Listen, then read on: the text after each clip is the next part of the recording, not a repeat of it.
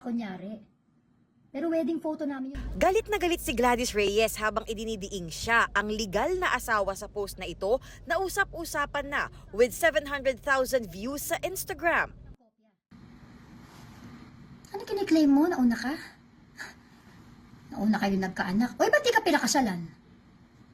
Mag-isip ka. Bakit hindi ka pinakasalan? Ako pinakasalan. In character lang pala siya para sa papel na gagampanan sa seryeng Cruz versus Cruz. Sa panahon ngayon, alam mo, dapat din talaga alam na rin natin yung tayo, 'di ba, mga babae, alam na rin natin talaga yung right natin, 'di ba?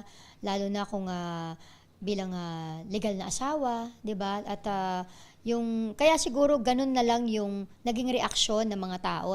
Halos 300,000 naman ang views ng Instagram post ni Kapuso actress Vina Morales na emosyonal na nagkukwento tungkol sa isang viral online post.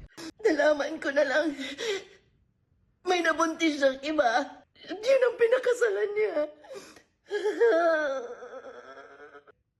Paano ako makakapag-umpisa muli?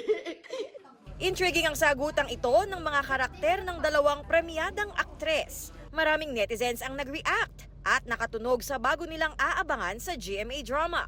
Marami ring nakarelate sa ibinahagi nilang online posts.